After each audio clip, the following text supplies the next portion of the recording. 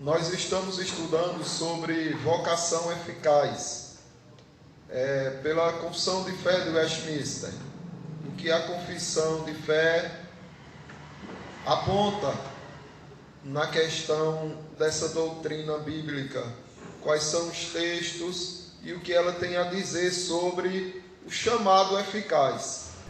Uma questão que diz respeito aos chamados. O que acontece com os chamados? Além deles mudarem de vida, além deles agora terem novos interesses, novo comportamento e novos pensamentos, eles passam agora a serem chamados a congregarem no corpo de Cristo. Então, os eleitos, eles passam a fazer parte do corpo de Jesus Cristo. Quando o Espírito Santo chama você para a fé, quando ele te dá a fé e ele te salva, você ingressa no corpo de Cristo. Você passa a fazer parte do corpo de Cristo. E aí você vê, os eleitos regenerados vinculam-se a Cristo e agregam-se no seu corpo místico. A igreja, como os ramos, inserem no tronco, formando um conjunto interativo, visível e frutífero, ao qual Jesus Cristo chamou também de videira, aquela vide que produz uvas, mas tudo vem do tronco. O tronco é que alimenta toda a planta. Na verdade, é uma planta só, com vários ramos. Essa é a linguagem que Jesus Cristo traz para essa comunhão mística, para essa união com Ele. Ele traz esse sentido de um corpo com vários membros, que unidos formam um corpo. Separados é uma mutilação, mas unidos formam um corpo. E aí ele traz também essa figura de vide, de videira, que eu peço aos irmãos que acompanhem aí, no Evangelho segundo João, capítulo 15, do 1 ao 7. Vamos ver o que o Senhor Jesus Cristo diz nessa passagem. Veja bem, como essa união sua com Jesus Cristo. Essa união sua com Jesus Cristo, na verdade, é uma união com o corpo dele. E o corpo dele é a união de todos os crentes juntos, da igreja, dos membros. Veja o que ele diz em referência ao tronco. Eu sou a videira e o meu pai é o agricultor. Então aqui ele traz essa figura de agricultura, porque era uma figura também que todos conheciam na época dele. Então Jesus Cristo diz, olha, eu sou a videira e o meu pai é o agricultor. O ramo que, estando em mim, não der fruto, ele o corta, e todo que der fruto, limpa, para que produza mais fruto ainda. Então observe o que Jesus Cristo está dizendo. Há um trabalho. O pai é esse trabalhador. O pai é esse que cuida do filho. O pai é esse que limpa a videira, que é o filho. Então, se tem um ramo ali que não tem parte com o filho, se tem um ramo ali seco, podre, morto, o pai poda, arranca, lança fora. Aí ele continua e diz, vós já estáis limpos pela palavra que eu vos tenho falado. Permanecei em mim e eu permanecerei em vós. Como não pode o ramo produzir fruto de si mesmo, se não permanecer na videira, assim nem vós o podeis dar, se não permanecerdes em mim. Eu sou a videira e vós os ramos. Então observe que na videira não tem um ramo só. Na videira tem muitos ramos. Não é só um ramo. Veja o que diz. Essa figura, por exemplo, da videira aqui do lado, tem esse tronco, né, que é formado de tronco e raiz aí, e que nesse tronco tem muitos ramos. E cada um desses ramos é como se Jesus Cristo estivesse dizendo: é um de vocês, é um de vocês, é um de vocês. Então, todos juntos acabam fazendo com que a videira forneça essa capacidade de haver fruto. Quem permanece em mim e eu nele, esse dá muito frutos, porque sem mim nada podeis fazer. Se alguém não permanecer em mim, será lançado fora, a semelhança do ramo, e secará. E o apanham, lançam no fogo e o queimam. Se permanecerdes em mim, as minhas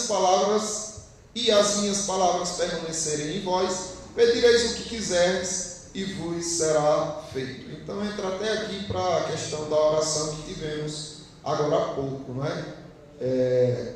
Você observa que Jesus Cristo, ele está aqui realmente preocupado em deixar claro para os seus que essa comunhão, ela não é diferente. Eu tenho a minha comunhão com Deus, que é diferente da comunhão do meu irmão com Deus. Não. A minha comunhão com Deus é em casa, sozinho. Eu não preciso de igreja, eu não preciso de irmãos, eu não preciso de nada disso. É mentira.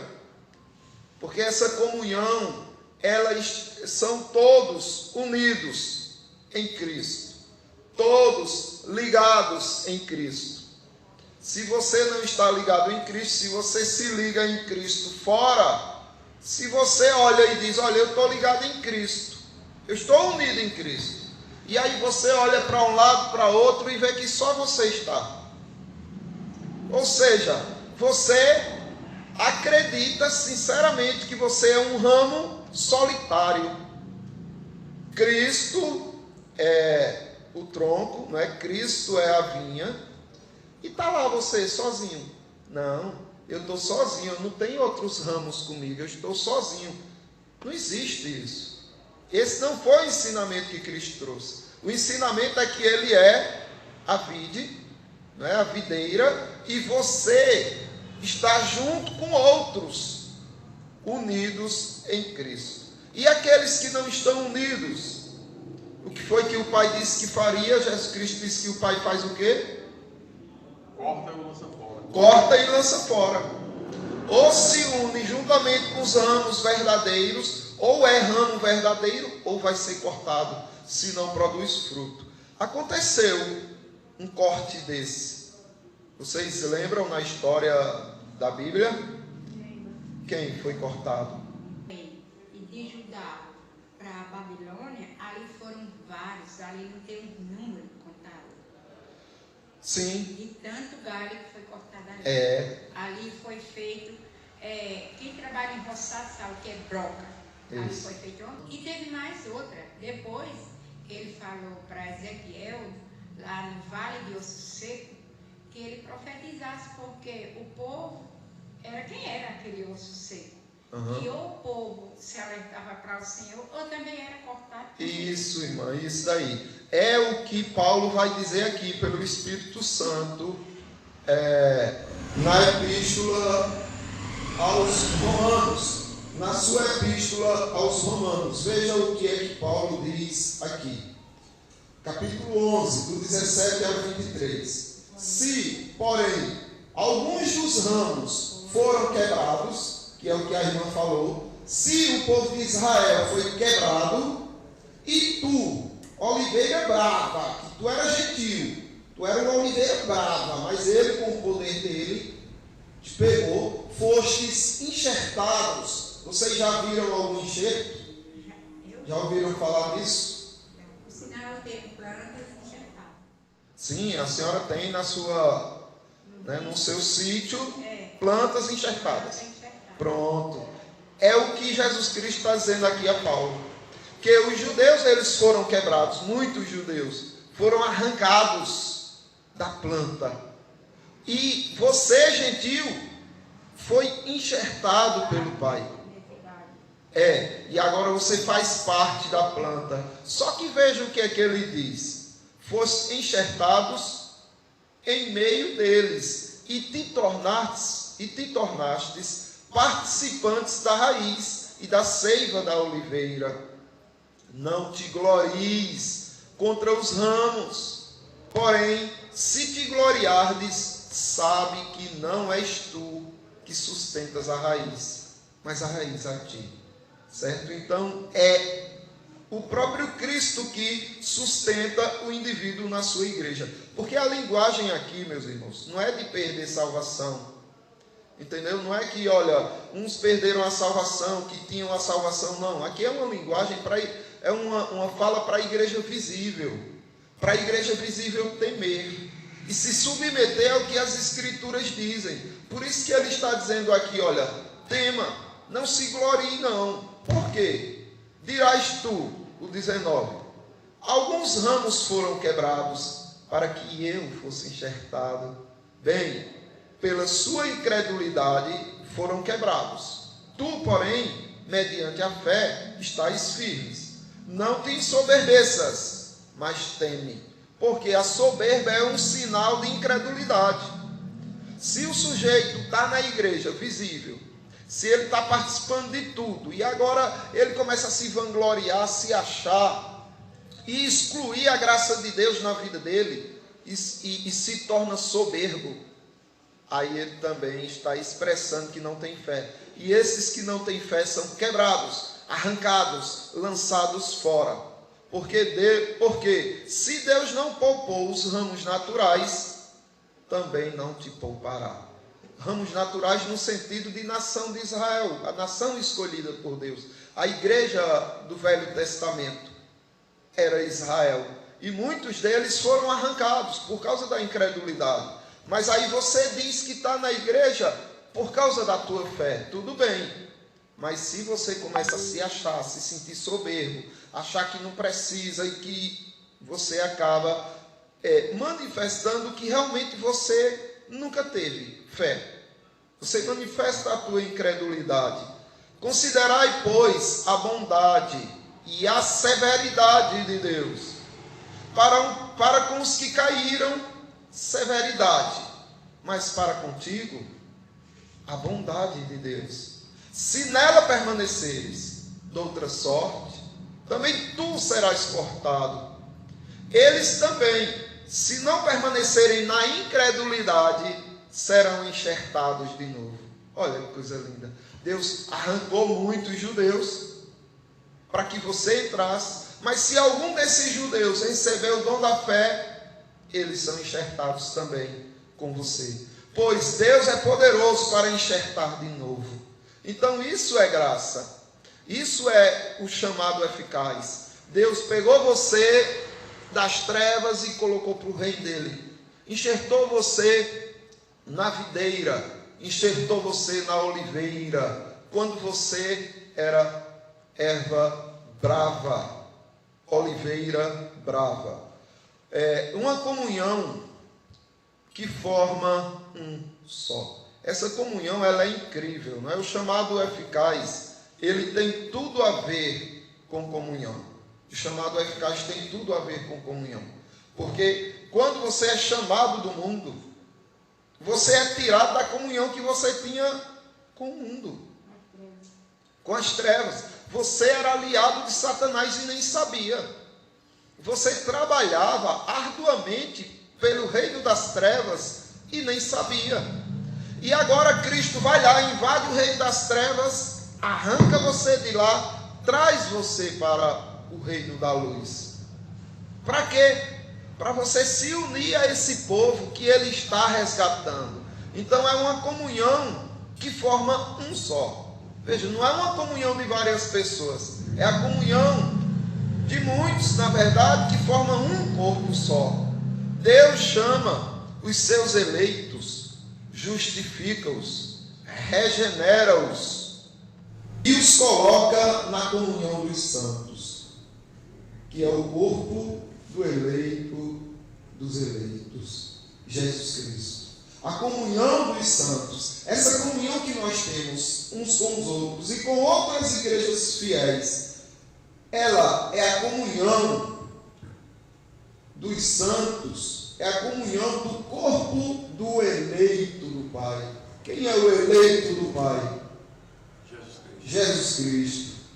A comunhão do eleito dos eleitos, Jesus Cristo. Então, veja, é necessário que haja esse trabalho, sabe, de olhar a quem eu pertenço, aonde é a minha casa, cadê o meu povo? Porque se você não tem povo, você não está nem no mundo, nem na igreja. Eu não pertenço mais ao mundo. Sim, tu pertence à igreja? Não, esse negócio de igreja não existe. Então, peraí, se você não está nem no mundo, nem na igreja, você está no mundo, você está com o diabo.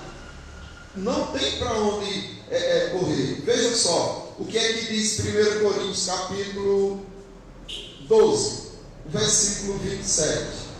1 Coríntios 12, o versículo 27. Ora, vós sois corpo de Cristo. Veja, ele não está dizendo que você é corpo de Cristo. Ele está dizendo vocês, vós, todos os eleitos, todos os salvos, são corpo de Cristo. Mas e você? Só você é o quê? Se você não é igreja, o que você é? Se você não é corpo de Cristo, o que você é? Ele diz aí, e individualmente, então, cada um de vocês, individualmente, cada um de vocês é membro desse corpo. Então você não é corpo de Cristo, você é membro desse corpo. O corpo de Cristo é composto de diversos membros. E você é membro desse corpo. Então você não pode dizer que é igreja. Você não pode dizer que é corpo de Cristo. Não. O certo é dizer, eu sou membro do corpo de Cristo. Eu sou membro da igreja de Cristo. Mas individualmente. Porque quando fala no sentido geral, no sentido de totalidade do povo de Deus, aí você diz, nós somos a igreja de Cristo. Nós somos o corpo de Cristo. Tem alguma dúvida nessa questão aí, irmãos? Para a gente avançar aqui. Está tudo certo, né? Então veja só. É uma mistura.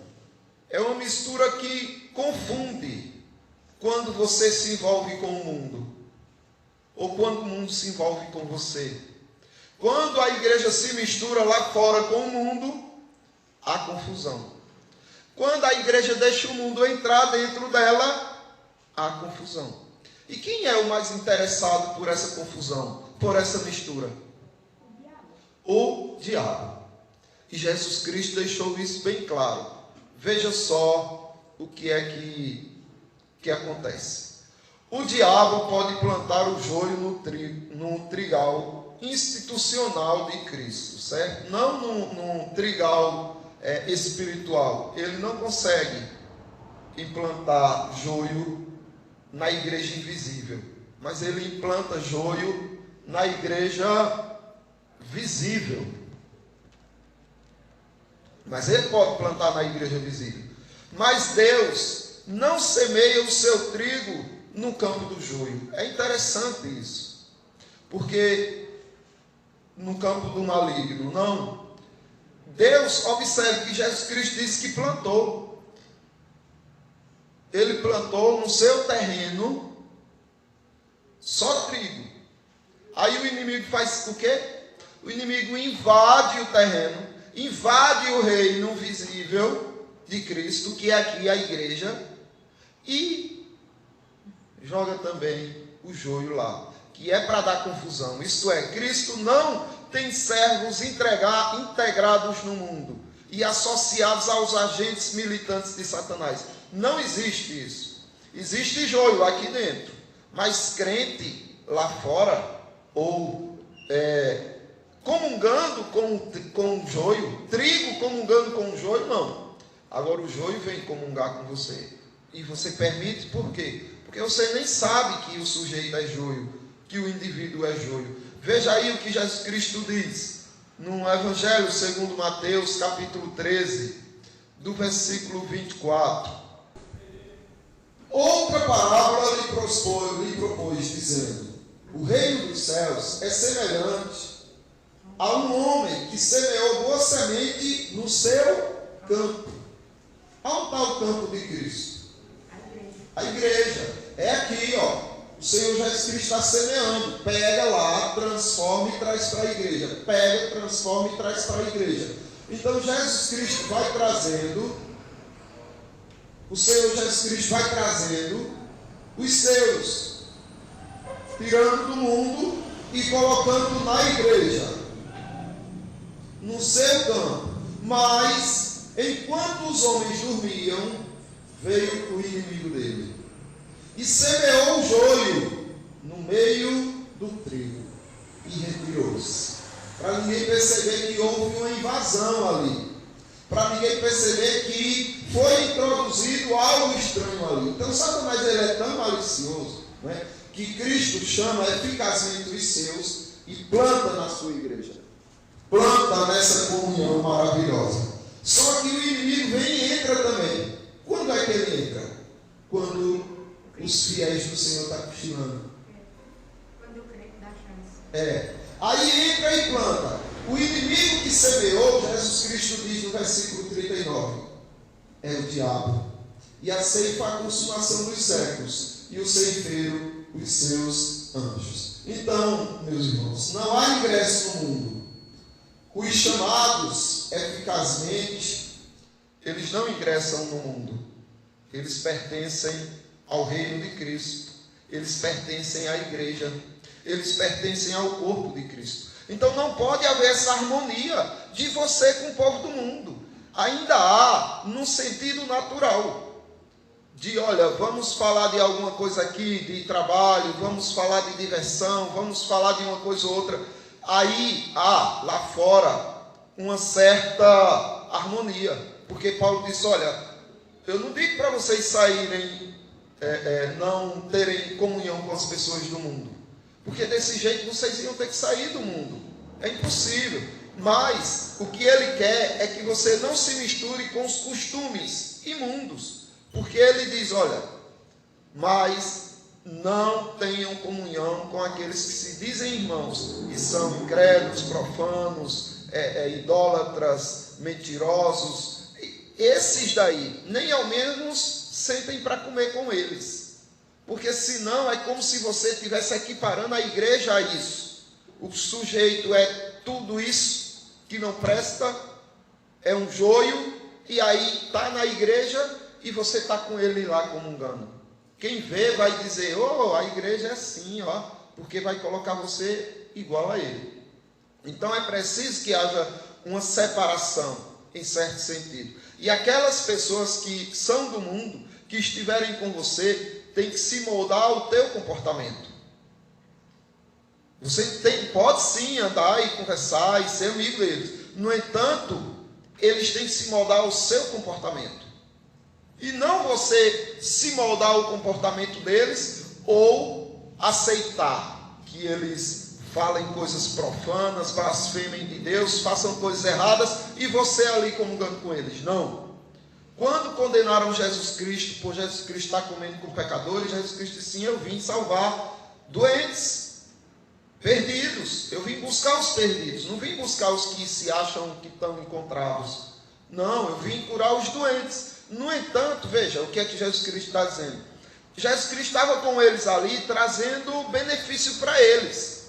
Jesus Cristo não estava ali aceitando as doenças deles, concordando com os pecados deles. Não, à medida que Jesus Cristo disse, eu vim curá-los, Jesus Cristo está dizendo, olha, eu vim fazer com que eles saiam dessa vida, mas não vim aceitar essa vida que eles estão praticando, nem vim também comungar com eles. dessa vida que eles estão praticando. Então, não há ingresso do cristão no mundo. Os réprobos podem, pela hipocrisia ou por interesses materiais, ingressarem na igreja visível. Eles podem. E nela serem confundidos com os eleitos. Mas o redimido não pode ingressar no mundo, no sentido de mundanidade, no sentido de praticar o que eles praticam. Mas eles podem entrar aqui e praticar o que você pratica. Oração, louvor, né, dar glória a Deus, falar da palavra, aprender a palavra. Então eles podem entrar. Eles vão pagar por isso se estiverem falsamente aqui. No entanto, você não pode ir para lá e fazer e comungar do que eles comungam. Por quê? Observe, Jesus Cristo diz que isso é impossível. Em Mateus capítulo 6, versículo 24. Ninguém pode servir a dois senhores, porque ou há de aborrecer-se de um e amar o outro, ou se devotará a um e desprezará o outro. Não podeis servir a Deus e às riquezas. Então Jesus Cristo está deixando bem claro, é impossível. Não há harmonia. É impossível você dizer que está servindo a Deus e servindo ao mundo. Porque você uma hora vai aborrecer um desses senhores. Ou você vai aborrecer o mundo, ou você vai aborrecer o Pai. Na verdade, você já aborreceu o Pai. Porque a Bíblia diz, infiéis, adúlteros. Aquele que quiser ser amigo do mundo, constitui-se o quê? Inimigo de Deus. Inimigo de Deus. Então, isso é sério, meus irmãos. Entre a luz e as trevas não há, nem pode haver nenhuma comunhão. Entendem? Se desligar todas essas luzes aqui, quem é que aparece? As trevas. As trevas. E quando você acende, a luz aparece. E as trevas? Somem. Não tem como as duas conviverem em harmonia. Assim é o crente. Quando o crente chegar no meio dos ímpios, as trevas deles têm que se intimidar e se recolher. Se não se intimida e não se recolhe, o crente sai. Mas tem essa comunhão não. Deus nos instrui pelo apóstolo Paulo na segunda epístola aos Coríntios, capítulo 6, do 14 por diante. Veja o que diz. Não vos ponhais em julgo desigual com os incrédulos. Porquanto, que sociedade pode haver entre a justiça e a injustiça? Não tem comunhão. Quando a injustiça chega, quando a iniquidade chega, a justiça se afasta. Ou a justiça pune a iniquidade. Mas não há comunhão. Não há paz entre elas. Iniquidade e justiça, não há paz entre eles.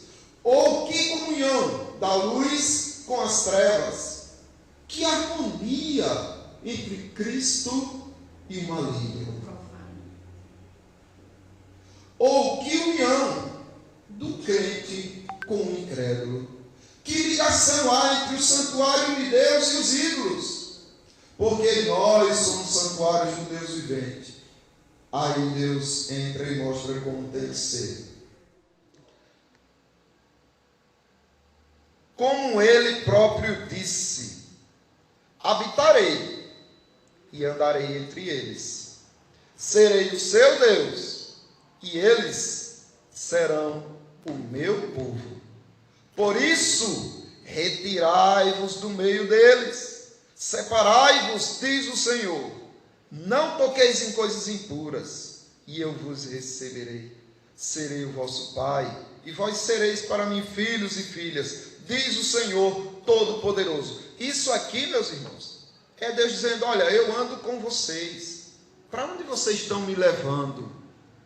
Vocês estão indo para onde? Aí você está indo para caminhos que envergonham o nome do Senhor. Ele vai andar com você? Não vai. Então é aquilo, meus irmãos, precisamos entender. É justamente o ramo, ele vai cortar e vai podar. Muito bem, irmão. É o ramo. Ele corta, poda e você depois fica de fora dessa comunhão com Ele, porque a comunhão com Ele é só para aqueles que de fato o amam e vivem de acordo com o que Ele quer. Há contradição no mundo. Passa ali para William.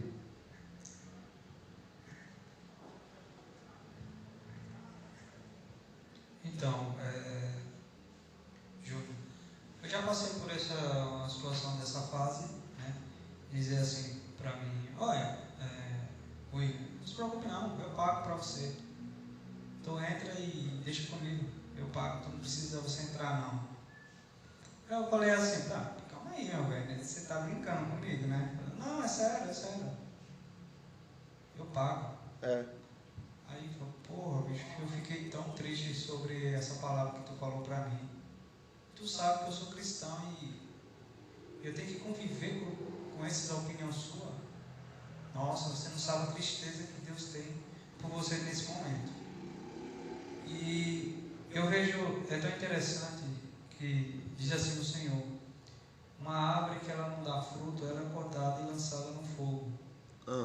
E o lenhador, o momento vai chegar para acontecer. É verdade. É isso daí. Então, veja só, meus irmãos. Você é uma contradição. Você é uma contradição aqui nesse mundo. Você foi chamado para isso, para ser o oposto. A contradição do mundo.